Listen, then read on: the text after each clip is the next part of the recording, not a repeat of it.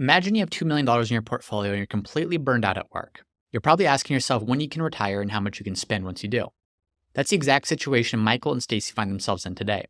They've been so focused on saving and growing their wealth, but now they're left wondering, can we finally retire? And if so, just how much can we comfortably spend? In this video, we're going to dive into their actual financial situation to reveal the key steps they need to take in order to secure their financial future. So let's jump in, and as we do, keep this in mind. It doesn't matter whether you have $2 million, $20 million, or $20,000 in your portfolio, the steps we're going to take are the same regardless of your actual portfolio value. Joining me today is Stacy. Stacy, thank you for being here. Hi, James. I'm so glad to be here. This is a big honor. Thank you.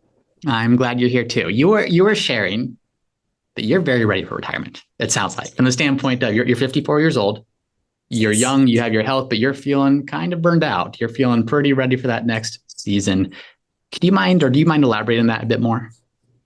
Absolutely. I have been working with this particular employer for 23 years in retail. And before that, I worked an additional 10 years in retail. And after going through COVID and those long days, I am done. I'm burned out, and I'm miss so much in retail, miss my family, miss holidays. I'm just ready to do something new and take time for the simple pleasures. Yeah. When did you first realize that you were feeling burned out or getting burned out and wanted to retire? It started about 10 years ago. Okay. And we were getting ready to send our daughter to college, our first daughter. And I kind of realized, oh my gosh, how are we going to pay for this? I know that sounds ridiculous, but it just kind of hit me like a ton of bricks. I have to pay for this. And we'd always told the kids, you better make good grades because you're going to have scholarships to get through this. But as we advanced in our jobs, we could see the light around the cloud that we would be able to help out with that and cover college. But it just required a lot more intensive work and taking on additional responsibilities and really just moving up into management, upper management. And it's been a really difficult task to keep that family life and the work life working with such a diverse schedule in retail.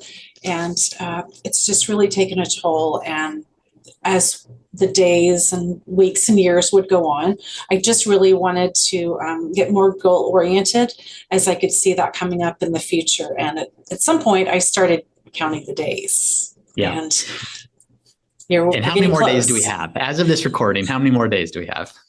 We have 99 days with 63 work days. 63 work days. Okay. Very specific. So you're looking to retire March 1st of next year, ideally. Absolutely. Yeah. Husband Michael will continue working another couple years or so beyond that. And what is your biggest concern? Assume you're retired. What's your concern from then on out?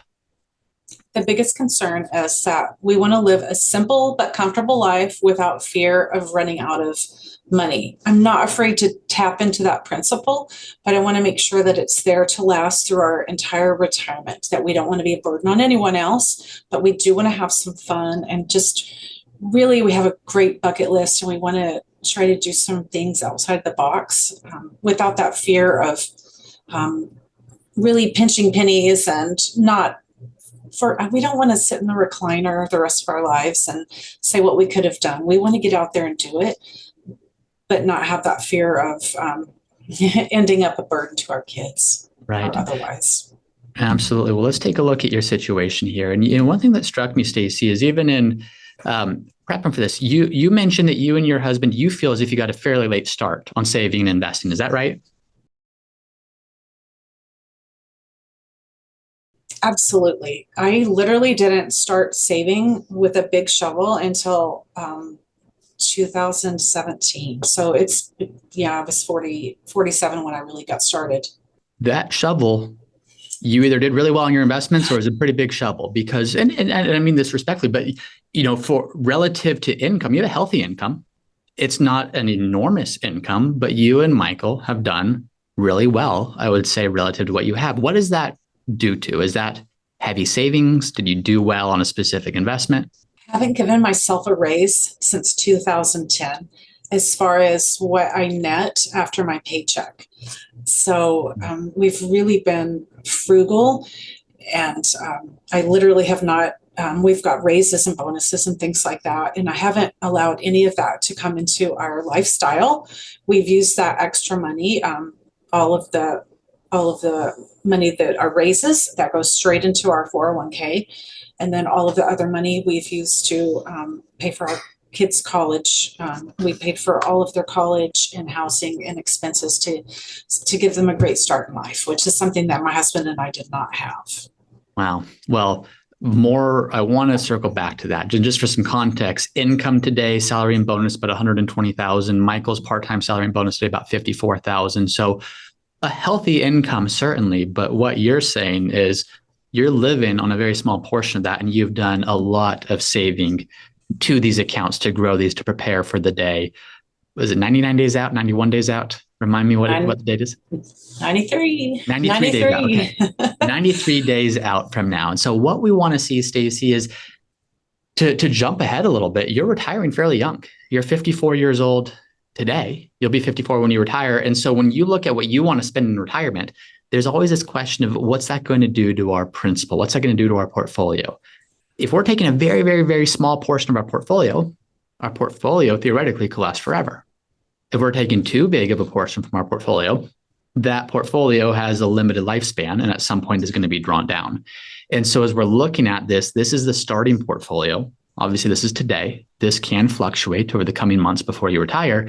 But what we're going to have a keen eye towards is, because there's no Social Security, at least not right away, all of your needs are coming from your portfolio. So can this support not just your needs from, say, mid-60s and beyond, but really from 54 to mid-60s and beyond? And so that's going to be something we're going to pay especially close attention to. But to start, as we look at this, here are your various investment accounts. You have your 401ks, you have Roth IRAs, you have joint accounts, you have an IRA, you have some restricted stock units here. You have a 529 plan for some college planning. You do have a few different properties. Now, can you walk me through these? Because I know you're not going to maintain all of these indefinitely. Yes. So currently we live at the primary home, which is the home on the lake. Our cottage we purchased when we moved from Texas to the state we currently reside in. And we bought that 5 years ago.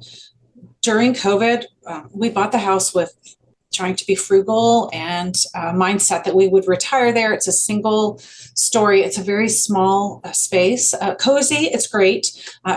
During COVID, we decided that with no vacations, it was too small. There was no view. There was no trees. So we looked out the window. It was a brick wall. So we moved from there into the lake house in the very first months of COVID, and we got a great deal on this lake house. And I think that was a blessing. The Lubbock house we had purchased back in 2018, so the kids could reside there and not have to live on campus and move out and move in, so that they could have a normal life for my daughter and my son to live together, kind of look after each other while they went to college there. And with them both graduating, we'll be ready to sell that in the spring. So we would be looking at, with your blessing, if we can stay at the lake house that we absolutely love and we want to be at for our retirement, we would sell the cottage and we would sell the Lubbock house. And we would put those proceeds in a high yield savings account and live off of that in times of, in rough years, and backfill that in times of good years. And that's the plan for those homes. And it looks like it's really worked out to be a blessing to have those. Very good. So you will ideally maintain the lake house, which is where you're currently living. These two properties will be sold. So those aren't two homes with property taxes and insurances and other expenses that you'll need to maintain, just the property tax and mortgage until that's paid off on the lake house here. Yes. Let's go to goals. So one of the things that struck me initially was, well, to start, we're talking about retirement age. So we already looked at this here. Ideally, you're able to retire in March of 2025, 93 days from today. Michael will continue working until the very beginning of 2027. At first, before I was reviewing this, or while I was reviewing this number struck me as low. This number struck me as, hey, everything can look good if we project a low enough expense number in retirement. But then you just said something that you haven't given yourself a raise since 2010. That's 14 years of life getting more expensive, of inflation going up, of more responsibilities. You may actually be spending this. As I think about that, how confident are you in this number, Stacy, that $2,500 per month could meet your needs? I'm pretty good with that as long as we keep the vacation goal separate, and then the college separate. That is a good goal for me. That's the number. Could you increase, if you had the ability to change this number, how important would it be, I guess, to you to bump that to 3,000 to 4,000? Would that allow you to do more? Or do you feel like, no, life's fairly simple and 2,500 covers everything we could need? I mean, we can always spend more money, James. Coming from retail, we love to shop, and my husband loves sporting events. So we could definitely find a way to spend some extra money there. We haven't, we've really lived simple. I haven't had my nails done in 20 years. I cut my own hair. I really try to do my husband's hair. I find ways to be frugal, and I pack a lunch every day. We want to be able to, get out there and have some extra if we can. Yeah, absolutely. How often do you go out to eat for dinner, for lunch, for anything? It's literally once a month, maybe twice a month. Mm-hmm. And how much are you spending when you do that? Oh gosh, we usually have a coupon. I'm embarrassed to say, maybe $40. 40, yeah. This is one area that I'm going to put a pin in. Of I would say for most people, it's almost a risk because they underproject how much they're spending and things look really great. And then they retire and they realize I'm spending double that, triple that. And all of a sudden things aren't so great.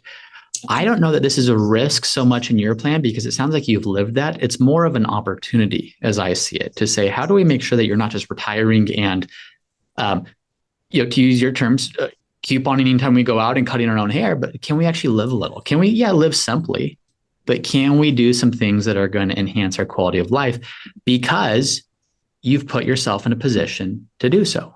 If these numbers look different, that might not be a reality. And we're going to see what can this possibly look like, but you have sacrificed the last 10, 15 plus years. Let's make sure that sacrifice, there's a way for that to pay off. And so there's a balance here of how do we not overspend and wake up one day and say, well, that was a fun 15 years, but now we're out of money. Now, that's not a good outcome. But how do we also not underspend to the point that one day this number is worth 3, 4, 5 times as much, but we missed on the opportunity to actually enjoy it because we let the best years, the healthiest years, the most active years of our life pass us by. So I'm going to come back to this because I think there's an opportunity here. And I want to explore what that looks like. Beyond this, and for everyone listening, by the way, this $2,500 per month, this is after things like property taxes or insurances or mortgage. This is its, call it core expenses. So what we're going to look at is how much does it cost for property taxes and mortgage? We already have that listed separately. This $2,500 per month is for groceries. It's for utilities. It's for gas. It's for eating out. Then we say, okay, well, what if you want to travel?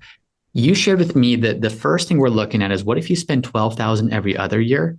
It sounds like you would love to do that ideally every year if possible. Is that right? That would be excellent. Yes. Okay. I'm just going to come back and make this change right now, and then we can compare. I want to start with that actually, and then we'll back into what does it look like if you don't. Health insurance, you've already done your homework and you've already determined how much it would cost. So once Michael fully retires, you would have coverage through his plan once you retire and he's still working. After that, we're assuming about $400 per month for health insurance costs. Beyond that, you have a college goal that you're saving for. You plan for a new vehicle, long-term care. So we're going to circle back to this if there's a need for it. This isn't long-term care insurance. This is just what if there's a long-term care event that's going to cost something. We're going to put 0 there for right now, but then we can compare and contrast that to what if there is the need for that. I know you have some thoughts there, so we'll circle back. Those are your goals. Income sources that you have to meet those goals. So today you have your income. Michael has his income. You'll both have Social Security in the future. So you're projecting a benefit of $3,000 per month if you wait until 70. Is that projection assuming some reduction in what your statement actually shows that you would receive? Yes, it is. I took about 25% off the top just in case. I think that my statement says 48,000 right now. Yeah, 4,800. Oh, yes, 4,800. Excuse me. Yes, I saw that too. And I think that's smart. You're young and you have several years until Social Security is even going to kick in for you. And something's going to happen with Social Security. Who Yeah. knows what? There's either going to be raised taxes. There's going to be ages that are pushed back. There's going to be reduced benefit. There's going to be some combination of things. And so better to get ahead of that and start planning for that. So let's plan for a little bit of a reduction on Social Security. And then same thing with Michael here as well, except that he's collecting at age 64 in this projection. It's not to say that's exactly what's going to happen, but as a starting point, we're going to assume that. And then you'll also have some cottage rent, not forever, but just until 2025, which coming up pretty soon here until that is sold here. So those are your income. You're saving right now. You're putting a lot into 401ks. You're saving to Roth IRAs. You're saving to taxable accounts, which makes sense because when we go back to what you're actually spending on yourself, it's a very small amount. And so the first overarching question, because I know there's detailed questions that you have of, do we pay off the home or do we not? Can we stay in the lake house or do we need to make a change there? Can we stay fully retired or do we need to go back or do we need to extend how long that we work? But the first question is, can we retire and have our investments sustain us? The first place I always go with this, and this is going to tie in specifically to someone who's retiring before, call it full retirement age or even before Social Security age, is how much are your investments going to have to support you?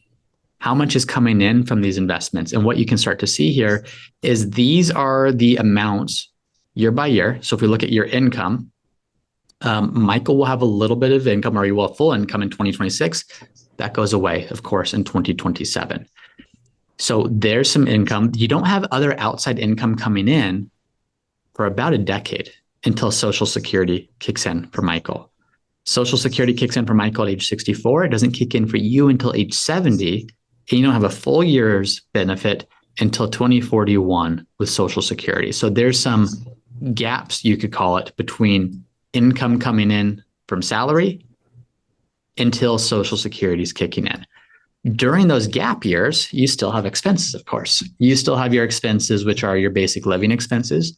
This is the $2,500 per month that we're starting with as an assumption, so $30,000 per year. On top of that, you have housing, so you can see the expenses we're outlining for that. On top of that, you have healthcare. So here's the expenses that we're factoring in for that. And then on top of that, you have vacations, car, and education for a few years. So the vacation is the $12,000 every year, which is the adjustment we just made. Project that you're going to buy another vehicle in retirement, a few years of education. And so when we put all those things together, we can start to see here's the total amount that you need to pay taxes, to fund goals, which are vacation, car purchase, college, and then end up with enough to pay the housing costs, enough to pay for healthcare, and enough to have $2,500 per month left over. So here's the amount that you need. This amount is what we need to compare to your portfolio. We've talked about this a little bit before at the beginning of your ability to retire, your ability to be okay comes down to what percentage are you taking out of your portfolio. If you're taking 50% out of your portfolio each year, your portfolio is probably only going to last 2 years. You're going to take half this year and half next year, and then it's gone. If you're taking 0.5% per year out of your portfolio, it's probably going to last forever. If you can get a few percentage points of growth, you're going to continue compounding that even as you're drawing money down. So it's what does this represent as a percentage is what we want to look at. We know that you have a bit over $2 million in your portfolio today. So if we look at what do those withdrawal rates look as a withdrawal rate, or what do those withdrawal amounts look like as a withdrawal rate, you can see that those withdrawal rates are in the 2.5% to 3.5% range. They do even begin to decrease as Social Security kicks in down the road, or as certain goals like college are fully paid for, or your car is purchased, or you stop spending as much on travel. So these rates right here are very healthy. There's, do you, Stacy, I wonder, as you're looking at withdrawal rates, there's everything from the 4% rule to people talk about guardrails to people talking about only living on dividends or interest. What do you subscribe to, if anything, when it comes to how much your portfolio can support? Hey, if you're watching this and want to be able to run your own numbers using the same software, then you can get access by signing up for a Retirement Planning Academy. The link to access is in the description below, and you'll get access to use this very same software to customize a retirement plan that works for you. We look at the 4% rule as a guideline. I think that our first years, I was thinking it would be closer to 5% with inflation and everything factored in. So it's really comforting for me to see that that's not even close to 5%. We are basically 100% equities right now. And I think that's part of where my fear comes into play, because our assets have grown considerably over the past 4 or 5 years. I worry that that's going to go away. And so if that happens, that would definitely change our withdrawal rate and increase it. And that worries me. If I could just freeze everything the way it is right now today, I would feel absolutely comfortable. But we do need to make some changes to our investments to avoid any really big shifts if that comes up. Yeah, absolutely. One way to look at this is when you look at year by year withdrawal rates, even if you're 100% equities, I don't know the exact allocation of those equities. By the way, as an aside, sometimes on these retirement makeovers, people think, oh, Stacy's a client that James has been working with for a decade, or Stacy and I are meeting today. So just for everyone that's curious, now we've done prep work, we've gone through your plan and everything, but I don't know exactly the allocation. If your allocation is all in one company stock, huge risk. If your allocation is, no, we're well diversified across hundreds and thousands of different companies, big and small, domestic and international, you could look at this and say, wow, if we have a 2% dividend yield, for example, on our portfolio, even if there's a downturn in these years, it's not ideal, but the dividends are covering those downturns. Yeah. Where that doesn't quite work out is once the withdrawal rate exceeds the dividend rate, now we do need to make sure there's some reserves. There's some more stable funds, whether that be cash, whether that be CDs, whether that be bonds, something that you can draw on if stocks are down 20%, 30%, 40%. So you're not cannibalizing your principal too early on in retirement. So we can touch upon that more in just a little bit. But as we're looking at this, these withdrawal rates are low enough to support a retirement, and not just any retirement, but a retirement that could potentially be 40 plus years. This isn't retiring when we're 70, hoping that we make it until 85. This is retiring in mid 50s. I don't know what life expectancy is like, or family history or health history, but just based on age, this could be a very long time. And so we don't want to probably spend the full 4.5%, 5.5% that people typically might look at in a shorter retirement. We might want to spend just a bit lower than that going forward. Any questions on this so far, Stacy, before we start making some adjustments? No, I can't speak to the dividends. Our dividends would be somewhere between 1.2 and 1.8%. Also, you did note the company stock. We are 50% in our company stock, and it has worked for us thus far. I know things don't always work, but it is really complemented 1.5 or us. 5.0? 5.0. 5.0. Okay. 50% in our company stock. Yes. Yeah. And that's my RSUs as well. RSUs as well. I can say this. I can say I'm very glad you were. I don't know exactly its performance relative to the market. I'm glad you were, because we know what happened the past 10 years, the past 15 years. I hope you're not continuing to be 50% going forward, simply because if we knew for certain that performance is going to be replicated, don't be 50%, be 100%. Why on earth would we do anything else if we knew for certain we were going to get pretty incredible outsized returns? We don't know that. And in retirement, really the way you lose is by being too concentrated in one specific thing. Yeah. That thing plummets. You're forced to sell that thing to live on. You start cannibalizing the principal like we talked about. So glad it got us here, but let's now start to think about reallocating to, when I say protect what we have, people I think wrongly think, oh, that means be super conservative, be super stable. Now, you can still be in stocks and protect. You maybe don't necessarily want to be 100% that. You might need some other assets as well. But protecting doesn't just mean go super conservative, money under the mattress. That's actually the worst thing you can do for a long-term retirement. So that's one thing to note. I did mention I wanted to come back to your spending. You haven't given yourself a raise in 14 years. No. If you got a raise today, Stacy, that you had to spend, you can't save it, you can't use it for college, you can't use it to pay down a mortgage, what's the first thing you would go and do with it? I would probably really love to get out there and go to some live music events. For me, I love music, and I would love to maybe go to an extra theater. We have a great civic center here. I would like to do that. I would like to go to a Super Bowl, maybe a Kansas City Chiefs Super Bowl. I mean, Gosh, I hope not. Oh no, God. I'm Sorry. kidding. As a Chargers fan, you have a way higher gosh. likelihood than we do. But sorry about that. Go You ahead. never know. My husband loves sporting events, and I love live music. So that's definitely something I would really enjoy, getting out there and spending some hard earned money on. Just living a Hard-earned is little. right. Yeah, not using a coupon. Not using a coupon. Okay, great. Let's go back to the live music thing. Assume you're retired today and you have all the time in the world to go to as many live music shows as you want. How much would you need each month to attend all the shows you could possibly want to go to before you just got sick of attending? I think even like $300 a month would be great. 500, that would include like going maybe to Red Rocks in Colorado with some driving, and a couple of days in a hotel would definitely cover that. $500 a month would be outstanding. Yep. What a treat. Perfect. So 500 a month, 6,000 a year. What about a Super Bowl ticket? If you and your husband went to a Super Bowl, let's assume the Chiefs are there. Yeah. So you're going. Oh boy. Any idea what that might run you?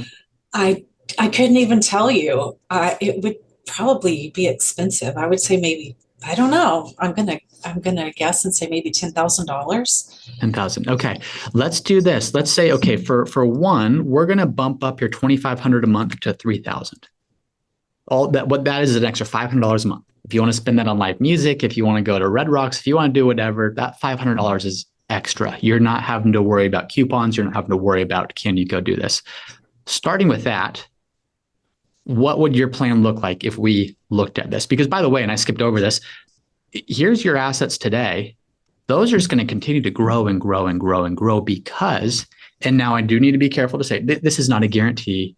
You know, the standard disclosures that who knows what the market's going to do. This is taking average rates of return from the type of investments that you have and even modifying them. This is assuming about a 6% growth rate throughout retirement, which is much less than an all or mostly stock portfolio has earned over time.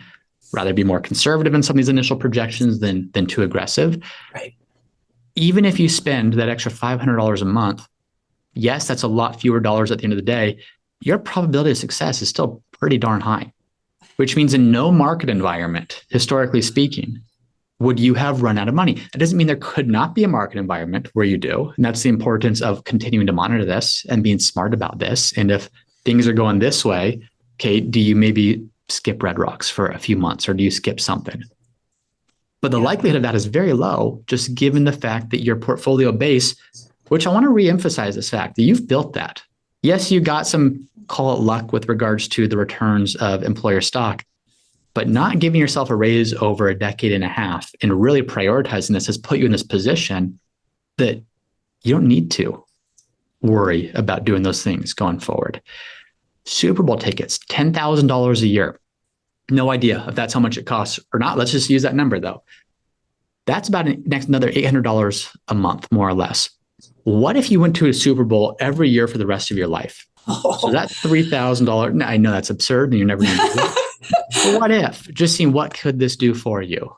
Well, if we refresh this, your probability of success is still pretty darn high. Holy cow. Now, I don't think you're probably spending $10,000 a year for Super Bowl, but could you spend $10,000 per year on something? I'm sure you could start to think about finding a way. So family vacation would be great. Yes. That would be awesome. Yeah. So another way to think about that is, you know, this is more like $3,000 per month. And then your vacation fund, which I don't know that we have on here. Let me add that back in. Your vacation fund is what you're going to be increasing here. And that fund's not going to be the $12,000 per year that we originally talked about. What if you bump that up to $20,000? Wow. So $20,000, this is just going to look essentially the same if you're still in a great spot. We're not so worried about this because this does nothing for you when you go. Unless you have really insane legacy goals to family, this is not doing anything. It's more about nope. You're burned out. Yep. You've been sacrificing. Yep. You want to live a simple life, but you want that life, and you don't want that life to be 12 to 14-hour days working retail. You want that life to be doing what you want to do. So Yep. does any questions about this, Stacy, or anything that's not clear as we look at this? No, this is extremely insightful and such a relief to me to have someone like yourself really look this over and tell me that it looks like I can retire in 93 days. I'm so relieved. And I'm like literally sweating just going through this because I'm so nervous. I was afraid that I was looking at 1 more year or 5 more years, or I just, all of the what ifs that come up. And so this is just, what a relief. Yeah. Well, you've earned it. You've deserved it. You've clearly, I know that you followed a lot of the Dave Ramsey things long here. One thing he said is you live like no one else, so you can live like no one else. And it's no one that else. time that you are getting to the other end of that. Here is what I would be mindful of. On an annual basis, it's monitoring this number. What is the actual percentage that you're taking out of your portfolio? These numbers here are based upon an assumption that your portfolio is continuing to move up over time. Now, on average, that's very likely to be true. What this isn't able to take into account, because we just don't know the sequence of the returns that are going to come, what does it look like in a year where you do go to the Super Bowl and the Red Rocks and all this stuff, while simultaneously the market's going down? Can we be mindful year after year of making sure that, if there's 1 year where you're spending a bit over a sustainable withdrawal rate, it's not the end of the world. It's when you're doing it year after year after year after year. One day you wake up and say, hey, that projection James showed me, I thought I was going to be just fine, but turns out I'm not. So really keeping an eye on this, especially for you, especially for people who are retiring before Social Security age, where that is your only source of income. And so we need to make sure to protect it so it can continue to be the goose that lays the golden eggs, and that the goose doesn't get killed too early on in retirement. Yeah. Any other questions on this, though, Stacy? I don't think so. The only other thing that we were wondering is, would it benefit us to make advance payments to our house, or if we should just continue with the mortgage? And I know that there's a lot of debate, especially in the fire communities, as to what to do with that. We do have a very nice rate on our mortgage, so we don't have to pay it off. It just bugs me to have it. We don't have any debt. We outside of the mortgages right now. We paid off our cars. We have front loaded our children's retirement accounts. When I say that, whatever's left, they're going to get. But we're not planning on that because I want to spend it on them during time that we can enjoy with them. And we front loaded their retirement to say that they got their college paid for, to give them a hefty start in life. And we also set up for them their 401ks at their jobs, and they have Roth IRAs that we have been contributing to, maxing out for them for a long time. And so you're setting them up for success, which is we have, So we don't have to worry about them and leaving anything for them. They're going to be set. So they're fortunate to have parents like you. And on the home thing, I can do another little analysis after this and send it over, because there's a couple things I will want to look at. But I think the key thing is you have worked hard and sacrificed, and you're right at that inflection point of it's right about to pay off. It's right about to be a position where, assuming the assumptions we're making are true, which is how much are you spending, which is what is the market going to do more or less, which is what is inflation going to be, which is how long you're going to, a whole bunch of things, of course, are somewhat out of our control. But under those assumptions, you're in a really great space to not just retire, but be able to actually enhance standard of living and do a lot of cool things. So I'm happy for you, Stacy, and just want to say thank you for volunteering to come on and do this. I know it's sometimes scary to say, hey, here's my numbers, here's me, and appreciate your willingness to do so. This has been a thrill and a great process, and I have followed you since day one. I've watched all of your videos. I've listened to all of your podcasts. You're just an inspiration, and I'm so glad to be on the show, part of the show, and follow the show. And thank you very much. This has been a great pleasure for me and my husband. Well, Thanks so much, Stacy. Appreciate that and really happy for the position that you're in. So thank you. Me too. Thank you so much. Thanks, everyone. Root Financial has not provided any compensation for and has not influenced the content of any testimonials and endorsements shown. Any testimonials and endorsements shown have been invited, have been shared with each individual's permission, and are not necessarily representative of the experience of other clients. To our knowledge, no other conflicts of interest exist regarding these testimonials and endorsements. Once again, I'm James Knoll, founder of Root Financial, and if you're interested in seeing how we help our clients at Root Financial get the most out of life with their money, be sure to visit us at www.rootfinancialpartners.com.